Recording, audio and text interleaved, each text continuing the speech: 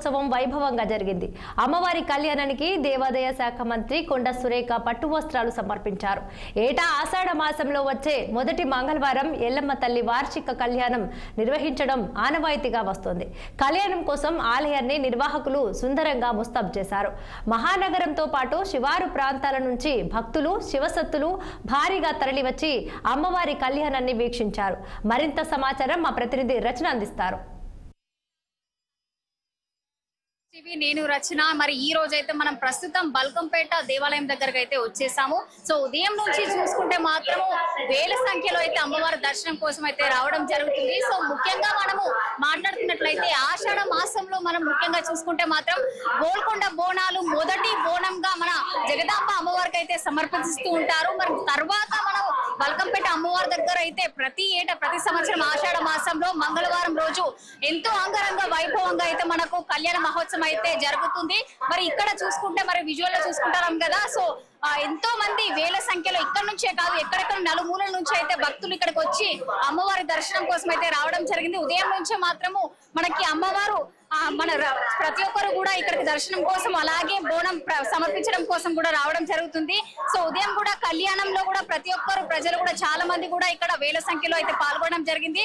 So ఇక్కడికి మంత్రి పొన్నం ప్రభాకర్ గౌడ్ కూడా వాళ్ళ దంపతులు మంత్రి పొన్నం ప్రభాకర్ గౌడ్ దంపతులతో ఇక్కడ కళ్యాణము ఎంతో అంగరంగ వైభవంగా అయితే జరిగిపోయింది. అలాగే ఆ తర్వాత మల్లారెడ్డి కూడా రావడం జరిగింది. సో కుటుంబ సమేతంగా ప్రతి ఒక్కరు వచ్చి ఇక్కడికి మరి అమ్మవారి దర్శనం కోసం అయితే వస్తున్నారు. సో విజువల్ లో చూడొచ్చు. సో ఉదయం నుంచి చూసుకుంటే ఇప్పటి వరకు వేల సంఖ్యలో అయితే మంది భక్తులు వచ్చి ఇక్కడ అమ్మవారి దర్శనం కోసం అయితే వస్తున్నారు. ఇంకా సాయంత్రం వరకు ఇంకా వచ్చే అవకాశమే కనిపిస్తుంది. సో క్యూ లైన్ లో కూడా చాలా రష్ గా కూడా కనిపిస్తున్నారు. సో ఏర్పాట్లు కూడా ఎంతో అంగరంగ వైభవంగా కూడా ఏర్పాట్లు చేయడం జరిగింది. మనం విజువల్ లో చూసుకుంటున్నాం కదా.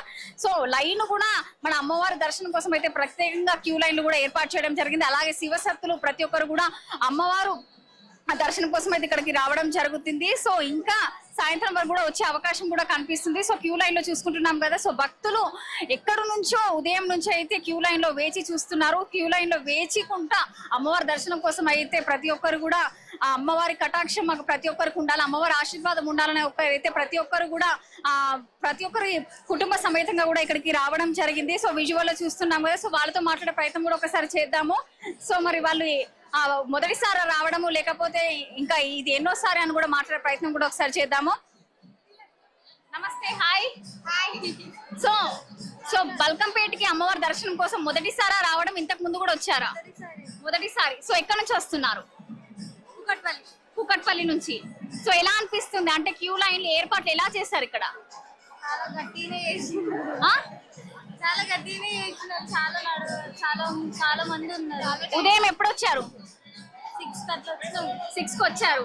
సో ఎప్పుడు దర్శనం అవ్వలేదు. సో ఏర్పాట్లు అంటే క్యూ లైన్ లో ఏమన్నా ఇబ్బంది అనిపిస్తుందా? ఏం లేదు, అంత బాగుందా? సో మీరు కూడా అంత మొదటిసారి ఇక్కడికి రావడము? First time. So first time రావడం మీకు ఎలా అనిపిస్తుంది ఇక్కడ? చాలా బాగా అనిపిస్తుంది. అంటే కాలేజా? Okay, thank you. సో చూస్తున్నాం కదా, మొదటిసారి కూడా చాలా మంది అమ్మవారి దర్శనం కోసం అయితే ఉదయం 6 గంటల నుంచి ఇక్కడ అమ్మవారి దర్శనం కోసం అయితే వేచి చూస్తున్నామని అయితే కూడా ప్రజలు చెప్పడం జరుగుతుంది.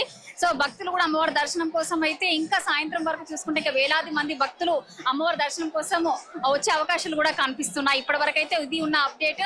సో మరి కొందరు భక్తులతో కూడా మాట్లాడే ప్రయత్నం చేద్దాం. సంవత్సరంలో పాల్గొనడం మీకు ఎలా అనిపిస్తుంది? చాలా ఆనందంగా అనిపిస్తుంది, బ్రహ్మాండంగా అనిపిస్తుంది. మనవరాలతో రావడం జరిగింది కదా. ఎల్లమ్మ తల్లికి ఏర్పాట్లు ఎలా చేశారు?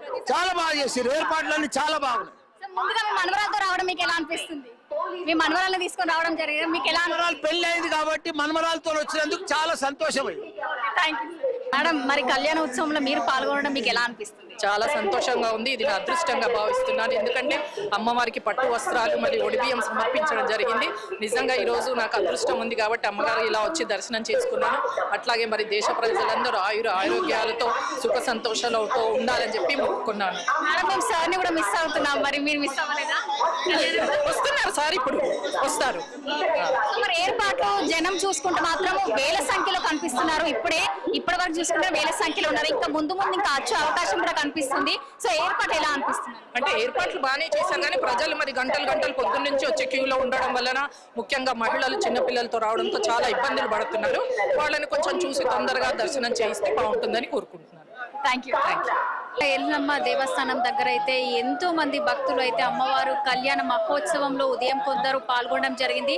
మరికొందరు అమ్మవారి దర్శనం కోసం అయితే మనం చూసుకోవచ్చు విజువల్స్ లో. సో చాలా మంది ప్రజలు అమ్మవారి దర్శనం కోసం అయితే రావడం జరిగింది. సో మరి క్యూ లైన్లు కూడా ప్రత్యేకంగా కూడా ఏర్పాట్లు చేశారు. ఏర్పాట్లు చేసినా కూడా ఈ ఉదయం నుంచి చూసుకుంటే కూడా చాలా మంది వేల సంఖ్యలోనే చెప్పుకోవచ్చు భక్తులు అయితే అమ్మవారి దర్శనం కోసం అయితే వేచి చూస్తున్నారు. సో క్యూ లైన్ లో కాకుండా కూడా ఇది సపరేట్ గా మనం విజువల్ లో చూసుకోవచ్చు. ఇదంతా సపరేట్ గా కూడా ఇక్కడ నుంచి దర్శనం కోసం వెళ్ళాలని కూడా చాలా మంది భక్తులు కూడా ప్రయత్నిస్తున్నారు. సో అందుకోసం ఇక్కడ నుంచి అయితే మనకు లోపలికి వెళ్ళడానికి కూడా అంగీకరించడం లేదు. ఎందుకనంటే ప్రత్యేకంగా భక్తుల కోసం అయితే ఆ క్యూ లైన్లు కూడా బయట సపరేట్ గా కూడా ఏర్పాటు చేయడం జరిగింది. సపరేట్ క్యూ లైన్ పెట్టినా కూడా సపరేట్ గా కూడా అటు నుంచి కూడా పబ్లిక్ ఎక్కువనే ఉన్నారు. ఇక్కడ నుంచి కూడా పబ్లిక్ కూడా భక్తులు కూడా అమ్మవారి దర్శనం కోసం అయితే వస్తూనే ఉన్నారు. సో ఇది ఇక్కడ ఉన్న పరిస్థితి అయితే ఇప్పటి వరకు ఉన్నాం. మళ్ళీ కలుద్దాము. So stay tune to 6 TV. సామాన్యుడు ఆరోపణ. నమస్తే, వెల్కమ్